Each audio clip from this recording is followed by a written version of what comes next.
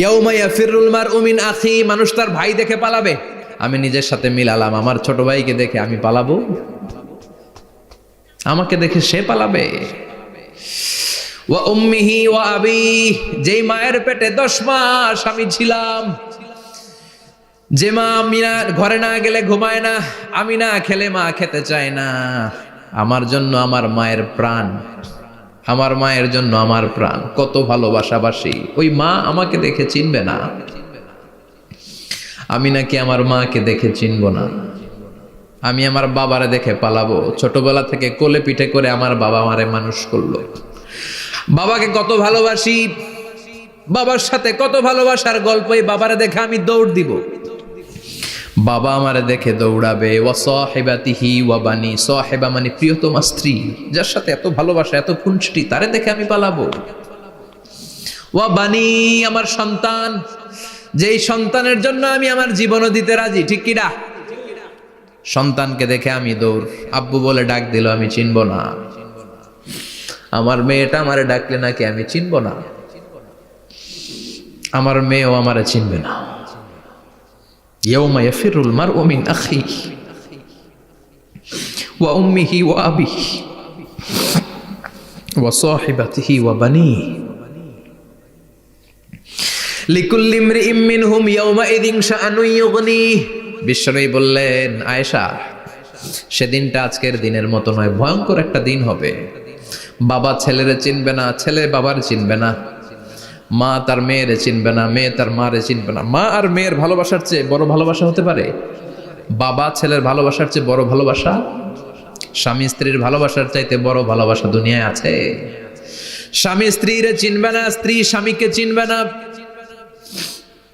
বন্ধু বন্ধুরে চিনবে না, ইমাম সাহেব মুসল্লিরে চিনবে না, মুসল্লি ইমাম সাহেবকে চিনবে না, নেতা কর্মীরে চিনবে না, কর্মী নেতাকে চিনবে না। আমরা সবসময় বিপদে আছি, তবে 4টা কাজ করলে আমাদের বিপদকে কাটিয়ে দিবে কে? আল্লাহ। ঈমান আনতে হবে কার উপর? জোরে বলেন। ঈমানের পথে অবিচল থেকে আমার মরণ যেন হয়, ঈমানের পথে অবিচল থেকে আমার মরণ যেন হয়। তোমারই কাছে মিনতি আমার, তোমারই কাছে মিনতি আমার, মহামহিম দয়াময়, ঈমানের পথে অবিচল থেকে আমার মরণ যেন হয়। পড়েন আমিন। চমৎকার দোয়া হয়ে গেছে না? ঈমানের পথে অবিচল থেকে আমার মরণ যেন হয়। আবার পড়েন আমিন। তো যেই ইসলামী সঙ্গীতগুলোর নাশিদগুলোর কথামালা সুন্দর, এগুলো আপনারা গাবেন, এগুলো হৃদয়কে টাচ করে। যেগুলো হৃদয় থেকে লেখা হয় এগুলো হৃদয়কে টাচ করে, যেগুলো হৃদয় দিয়ে বলা হয় এগুলো মানুষের অন্তরে যে টাচ করে, ঠিক কি না? বিশ্বনবী যা বলতেন হৃদয় থেকে বলতেন, প্রাণ খুলে বলতেন, প্রাণ থেকে বলতেন, যেটা মানুষের হৃদয়কে টাচ করত। আবার বিশ্বনবী কথা বলতেন কম, কিন্তু এটার অর্থ ছিল ব্যাপক। বিশ্বনবী বলতেন, ও তু জাওয়ামি আল কালিম, আমাকে আল্লাহ তাআলা জাওয়ামি আল কালিম দিয়েছে। বিশ্বনবী বলতেন অল্প, বলতেন অল্প, কিন্তু এটার অর্থ ব্যাখ্যা বিশ্লেষণ ভলিউমের পর ভলিউম হয়ে যায়, কিন্তু ব্যাখ্যা শেষ হয় না। সুবহানাল্লাহ। আবার বিশ্বনবী বলতেন, নুসিরতু বির-রা'বি মাসিরাতা শাহর, আমি যে এলাকায় দাঁড়িয়ে থাকি এলাকার ডানে বায়ে সামনে পেছনে 1 মাসের দূরত্বের রাস্তা পর্যন্ত ওই জায়গায় কোনো কাফের দাঁড়িয়ে থাকলে আমার ভয়ে তার অন্তর থার থার করে কাঁপে। ভয় দিয়ে বিশ্বনবীকে আল্লাহ তাআলা সাহায্য করেছেন। 1 মাস ডানে বায়ে সামনে পেছনে 1 মাসের দূরত্বের ভেতরে যদি কোনো কাফির মুশরিকদের আন্ডা বাচ্চাও থাকে, যত দূরেই থাকুক, বিশ্বনবীর ব্যাপারে তার অন্তরে ভয় আর ধুকধুকানি শুরু হয়ে যায়। সুবহানাল্লাহ পড়েন। এজন্য আমরা বিপদ কাটাতে পারবো না যতক্ষণ না ঈমানদার না হতে পারি। পাক্কা ঈমানদার হতে হবে। ওয়ালা তালবিসু ঈমানাহুম বিযুলমিন, তোমাদের ঈমানকে জুলুমের সাথে মিশ্রিত করো না। জুলুম মানে শিরক, শিরকের সাথে আমাদের কোনো সম্পর্ক নাই। ঈমান হতে হবে পাক্কা ঈমান। ঈমানের সাথে যদি শিরক ঢুকে ওটা কি পাক্কা ঈমান হয়? খালিস ঈমান হয়? মসজিদে যে নামাজও পড়েন, মাজারে যে সেজদাও দেন, এরকম আছে না নাই? মসজিদে যে আল্লাহর কাছে চায়, মাজারে যে বাবার কাছে চায়, আছে না নাই?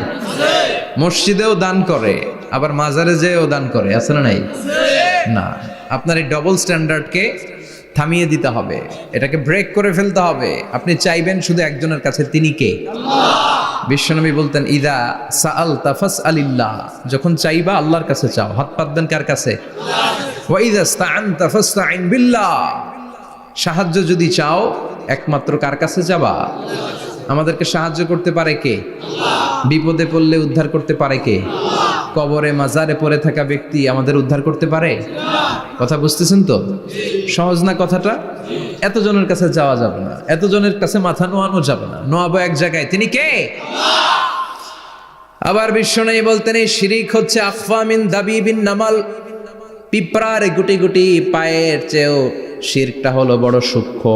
পিঁপড়া যেমনি গুটি গুটি পায়ে মিষ্টির দোকানে ঢুকে যায়, যে মিষ্টি নষ্ট করে, শিরক তেমনি তোমার ভেতরে ঢুকে তোমার ইমানকে নষ্ট করে দেয়।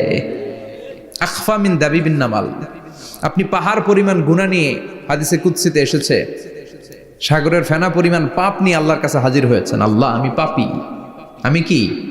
পৃথিবী না জানুক আমি তো জানি, আমি কি পাপ করেছি হায়।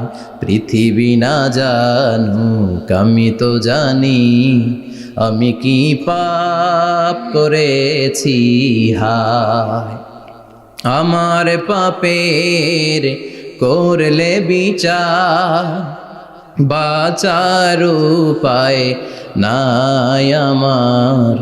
দয়াময় প্রভু মাফ করো আমায়,